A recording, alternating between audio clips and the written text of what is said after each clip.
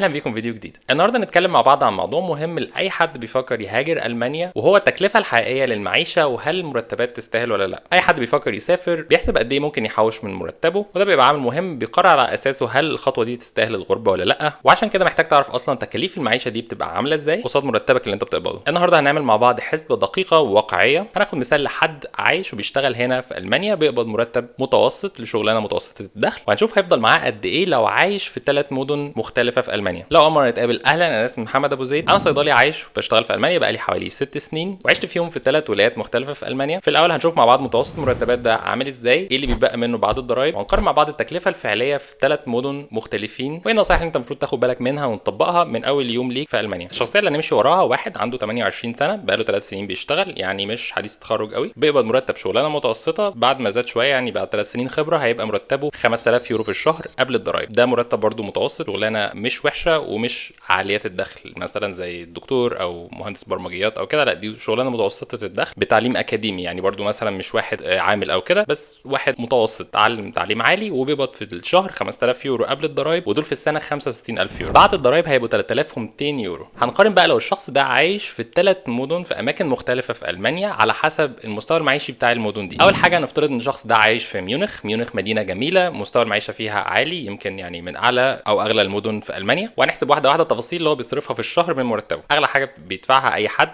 عايش في اوروبا هي السكن، الايجار السكن، اللي هو ساكن في شقه صغيره في وسط البلد بيدفع حوالي 1200 يورو، ده في المتوسط. لو هو مش في وسط البلد فهيدفع يعني حوالي 900 يورو لشقه برده صغيره لشخص واحد. والايجار في الشهر ده بالتدفئه، يعني اللي هو بيطلع من جيبه لصاحب المكان او صاحب الشقه، بيدفع عليهم شويه فواتير تانية زي كهرباء وميه وانترنت حوالي 180 يورو. هيدفع اكل وشرب من السوبر ماركت، يعني اللي هي مش ان هو بياكل مثلا في مطاعم او كده، نقول 250 يورو مثلا، برده علشان ميونخ غاليه فالحاجات دي بتبقى برده اغلى شويه في المدن المستوى المعيشه فيها عالي. وبيدفع في الشهر مواصلات حاجه اسمها دويتشلاند تيكت 58 يورو، بتخليه يركب كل المواصلات العامه المحليه، مش بس في ميونخ بس اي مدينه في المانيا. دي يعني التذكره، اللي عايش في المانيا اكيد عارف ايه هي دويتشلاند تيكت دي. هيدفع عليهم مثلا انترنت وموبايل حوالي 10 يورو، ونقول 150 يورو مصاريف تانية زي لبس مثلا او ترفيه. اجمالي الحسبه دي مع السكن في وسط المدينه 1878 يورو. لو مش في وسط المدينه فهيبقى 1578 يورو. ده معناه ان اللي هيتفضل له من جيبه من الصافي المرتب اللي احنا قلنا عليه اللي هو 3200 يورو. لو هو ساكن في وسط المدينه هيتفضل له 1300 يورو. لو هو مش ساكن في وسط المدينه هيتفضل له 1600 يورو. طبعا مرتب بعد الضرايب ده معناه ان انت دفعت التامينات الاجتماعيه بتاعتك، التامين الصحي، المعاش، الحاجات دي كلها بتتخصم اوتوماتيك من المرتب بتاعك. يعني انت بعد كده مش مضطر ان انت تدفع اي حاجه زياده لو انت مثلا اضطريت تروح للدكتور او لا قدر الله حصل لك حاجه او قعدت من الشغل او كده. دي تامينات يعني كلها المرتب اللي بينزل لك بعد الضرايب ده بس اللي بيخش جيبك يعني. طيب ايه بقى الحل لو الشخص اللي كنا بنتكلم عليه ده مش عايش في بافاريا جنوب المانيا في ميونخ الجميله، ولكن عايش في مدينه اصغر شويه ممكن تبقى ارخص شويه زي مثلا جوتنجن. جوتنجن دي مدينه صغيره جميله، انا ما اعرفش هي مشهوره بايه صراحه غير ان في جامعه هناك. المهم لو انت ساكن في جوتنجن فهتدفع ايجار في الشهر لو انت فرد لوحدك في شقه في وسط المدينه هتدفع حوالي 600 يورو. لو انت ساكن بعيد شويه عن وسط المدينه هتدفع حوالي 500 يورو. زي ما انت شايف يعني ده الفرق الشاسع ما بين الايجارات في المدن الصغيره من المدن الكبيره. طبعا المتوسط ده يعني على حسب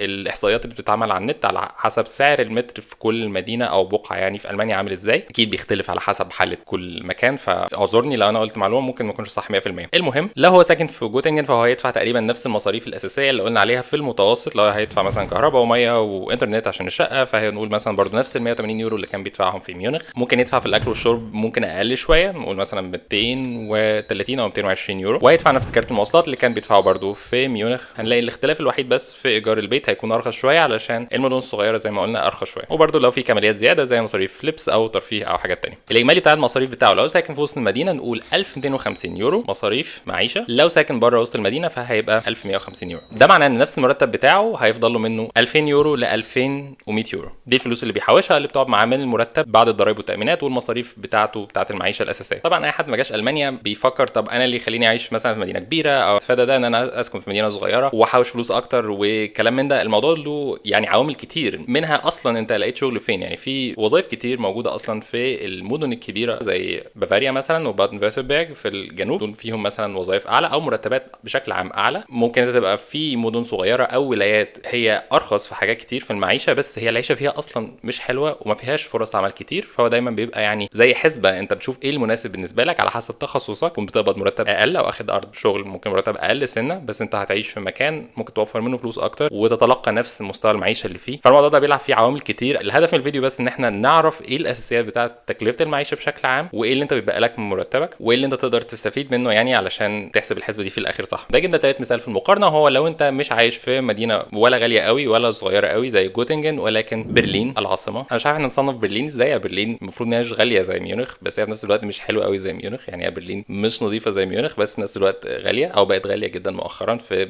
السكن بالذات. فالمتوسط لو انت ساكن في وسط المدينه في برلين فانت بتدفع من 1100 ل 1200 يورو دلوقتي. لو انت مش ساكن في وسط بلد او في حته يعني مأهوله او يعني الناس بتحب تسكن فيها، فممكن تدفع في المتوسط من 800 ل 900 يورو. هتدفع خدمات برضو على الشقه حوالي 160 يورو، وحاجات زي الاكل والشرب والمواصلات نفس الارقام اللي احنا كنا ذكرناها قبل كده 250 يورو، والمواصلات نفس الدويتشلاند تيكت اللي هي ممكن تركب بيها في اي حته في المانيا 58 يورو لحد وقت الفيديو اللي احنا بنصور دوت. والترفيه وغيره نقول مثلا 200 يورو علشان انت ممكن تهفن اكتر في برلين. لا بهزر يعني، هو ده حاجه بتختلف من شخص للتاني طبعا، بس احنا بنتكلم على الاساسيات. فنقول مثلا ايه الكماليات زي لبس او الترفيه البسيط ان انت تخرج، فنقول مثلا 150 ل 200 يورو. فده معناه ان انت لو ساكن في المركز فانت هتدفع في المتوسط حوالي 2200 يورو. ده معناه ان اللي هيفضل لك في المرتب من 1000 ل 1200 يورو تحوشهم او يعني يفضلوا لك زياده بعد المصاريف الاساسيه. لو خدنا بالنا هنلاقي ان مفيش فرق كبير مثلا ما بين ميونخ وبرلين، عشان ببساطه التكاليف الاساسيه بيلعب دور كبير فيها هو السكن. يعني السكن ده اكبر حاجه بيروح فيها المصاريف اللي الواحد بيصرفها، الايجار. يعني من اكتر حاجات الصداع اصلا بتواجه اي اجنبي في المانيا ان هو يلاقي سكن مناسب، خصوصا في المدن الكبيره زي ميونخ، فرانكفورت، برلين، علشان كل ما كان مستوى المعيشه في البلد عالي او يعني هي الناس او الشباب الصغيرين بيحبوا ان هم يسكنوا هناك. ده بيعتمد على قد ايه البلد حلوه، بتوفر ورك لايف بالانس او يعني تناسق بين الحياه والشغل، وفي نفس الوقت الشغل فرص العمل الكتير، فساعتها بيبقى في يعني شقق اقل وايجارات بتعلى لهذا السبب. يعني كل اللي بنتكلم عليه لحد دلوقتي دي التكاليف الاساسيه. في مصاريف تانية اختياريه احنا ما اتكلمناش فيها زي التامينات الاختياريه اللي انت من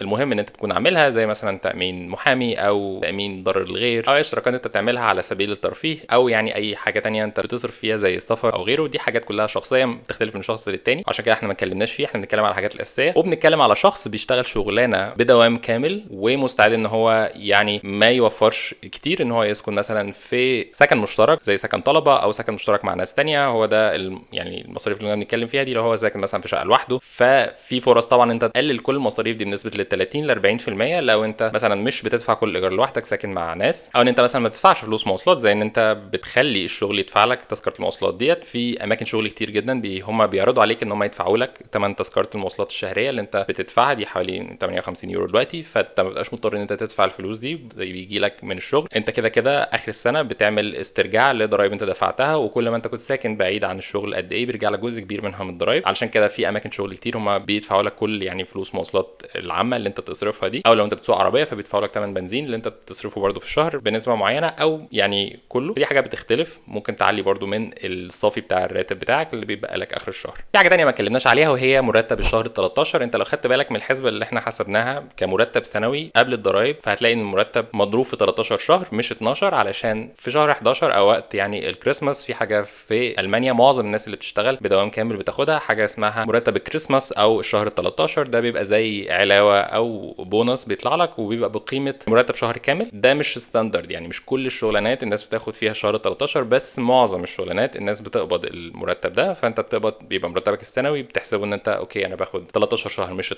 وده بيبقى مرتب كانه مرتب شهر كامل بس بينزل لك في شهر 11 وبيتخصم منه نفس الضرايب اللي بتتخصم من مرتبك كموظف عادي. طبعا ايجار السكن زي ما انت شايف دي اكتر حاجه بتصرف فيها فلوس. فاي حد جاي المانيا دخله قليل زي ان هو مثلا طالب او بيعمل تدريب مهني، فالحكومه وهو نفسه المفروض ان هو بيدور على سبل ان تخليه يدفع فلوس اقل في السكن بتاعه، زي ان هو مثلا ياخد سكن من الجامعه، فساعتها بيكون ساكن في حاجه زي سكن طلبه. ده بيدفع فيه يعني ايجار زهيد جدا، ده بيبقى بيعادل تقريبا ان هو بس الايجار الاساسي بتاع البيت اللي بيخليه يدفع مصاريف البيت زي الميه والكهرباء والكلام ده. بس ما بتبقى البلديه او الجامعه نفسها مش بتستفيد منه ان هم بياخدوا ربح ايجار، بيبقى للطلبه وبيبقى زهيد جدا، بيبقى تقريبا يعني اقل كتير من الايجار اللي انت ممكن تدفعه كحد عادي ساكن مثلا في شقه عاديه، او ان انت ما تعرفش تاخد سكن جامعه لو هو عليه اقبال كتير، فانت بتسكن مثلا مع ناس تانية فبتشيروا مع بعض الايجار. بيبقى انت مثلا اخد اوضه مع ناس سواء طلبه او ناس تانية عاديه. اي حد سافر المانيا هيكون عارف ان دي حاجه يعني شائعه جدا. معظم الطلبه بيحبوا ان هم يسكنوا حتى في سكن طلبه